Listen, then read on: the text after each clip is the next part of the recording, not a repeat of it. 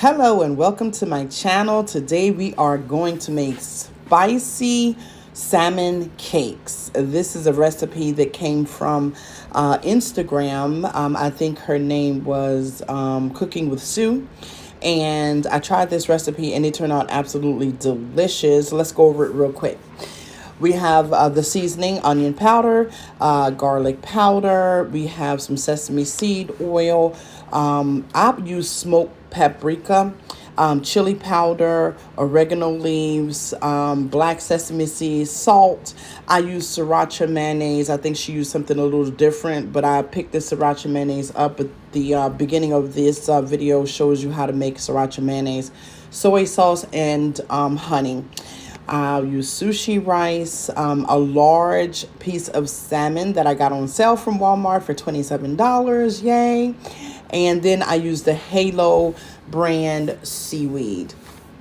Of course, when you're making your sushi rice, you want to clean it continuously in cool water until all of that starchy whiteness is gone. So I rolled over my rice maybe 2 or 3 times, put it in my pot on the consistency.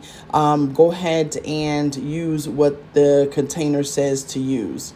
I started to boil my water because, of course, I'm going to get that skin off of that salmon as easy as possible. So I'm boiling my water until it's at the highest temperature, and set my salmon aside because this is my first time trying to get my salmon skin off with hot water. I think some use grease, but I didn't want grease in this recipe, trying to make it as healthy as possible. I'm cutting up my green onions. I think the recipe calls for 2. I cut up 3 green onions because I like my green onions. So I cut those up. And then I went and checked on my rice. Rice looking good. Now, when it comes to this sushi rice, I did make a change to her recipe. I actually use rice vinegar instead of just using the actual rice itself. I use rice vinegar because rice vinegar kind of binds that rice together, give it a little more flavor. I usually set it in a wooden bowl or a ceramic bowl, as you can see there. Because I have 2 cups of rice, I use 1 tablespoon of rice vinegar. Went ahead and poured that on there. To make sure that it's as sticky as possible, mixed it up, and then put a towel over it and let it set. Then my water is ready to go. I'm going to go ahead and pour it over my salmon. And I didn't know whether this was going to work or not. This was definitely, to see whether, God was going to bless me with the results that I wanted. And I am I am surprised, basically, pleasantly surprised that it actually did work. When I went ahead and rolled over it with my really sharp knife, the skin was just coming up, the scales were coming right on up, and I was able to go ahead and get it off in little pieces of sections until it actually just started to peel off with no problem at all. It allowed me to cut my salmon without having to worry about the skin being in the way and the thickness of the skin, and or either just trying to fillet it and get the actual skin off that way. So I was able to actually pull the skin off very, very easily, and after a while I just was able to pull the rest of it off. And as you can see here, the salmon looks really good. It's really, really fresh. I know that it's going around that some fish, vegetables, and fruits and different items in the grocery stores are being sold almost at an expiration. But this one right here had like 10 more days on it, so I knew it was going to be really fresh salmon. It's a really big one. I only needed 1 pound of salmon. I did not need that much salmon. So what I did is I actually took the actual other pieces of the salmon, cut them up in steaks, and cooked those on the side, and put it in an airtight container to cook the next day. Because this recipe called for only 1 pound, I whipped out my scale, and as you can see, it's a little over 1 pound, which is okay. I didn't want to keep having to cut it, but I got pretty close this time. Now I am cutting my salmon in cubes, cutting it the long way. And then, of course, I'm going to go back over it and cut it in squares using maybe 3 or 4 pieces at a time to get it done quicker. And of course, with salmon can, have that fishy smell, which I hate. So I always use gloves when I actually cook with my salmon, or any other fish. I always make sure I use gloves, and even change gloves if necessary. If I have to go do, mess with something else, I would change gloves. But as you can see, the salmon, my knife is not the sharpest knife, so I know this salmon is definitely cutting the way I need it to cut, because my knife is not that sharp. Now, while I'm doing this, of course, my rice is still sitting. It is getting cooler, which is a great thing.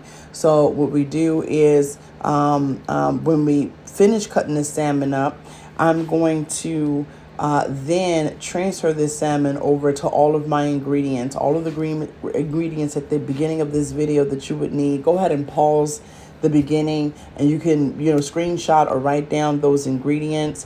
And then I'm going to add those ingredients to the bowl. Everything from my sushi, my seaweed, my honey, and then my soy sauce, my green onions, my seasonings, and the salmon. And then I'm going to let that marinate for a little bit while I get my seaweed and rice together. So I went ahead and stirred it up, covered it up, let it marinate.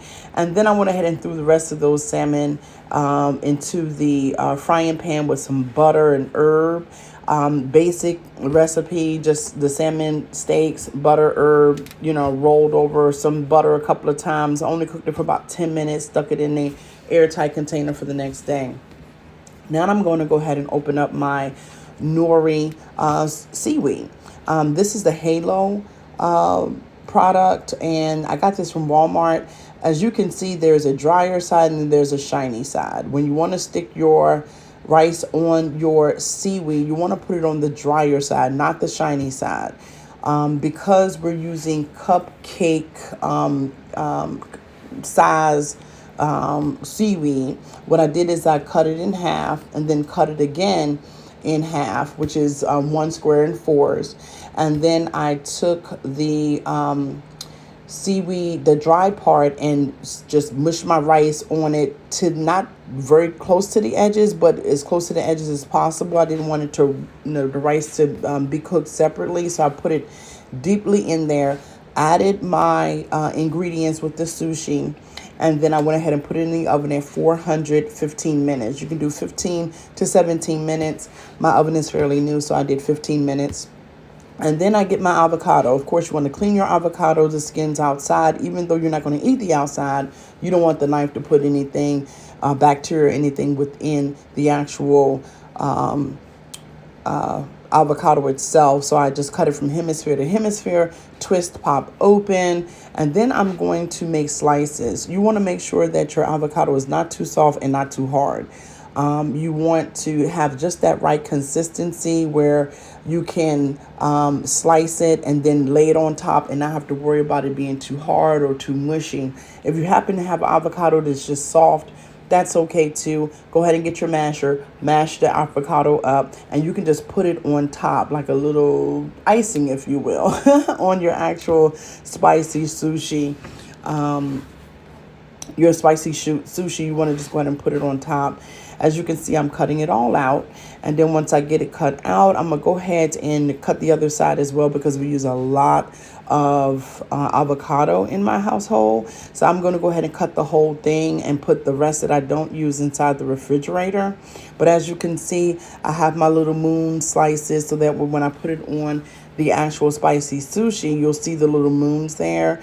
And then I add my sriracha mayo. I know that in this recipe, she used a mixture of mayo and sriracha, but I actually found sriracha mayo that worked just as good. So I went ahead and put that on every single one. Then I added my black sesame seeds for a little bit of crunch and an extra flavor. And it actually was delicious. Please try this recipe. You will not be sad about it. It is really, really, really good. I went ahead and set aside salad and then gave it to my husband, and he absolutely loved it. The next day, went ahead and took those salmon steaks, got some cheese, eggs, some grits, laid that salmon on top of those grits. Delicious. Have a great day.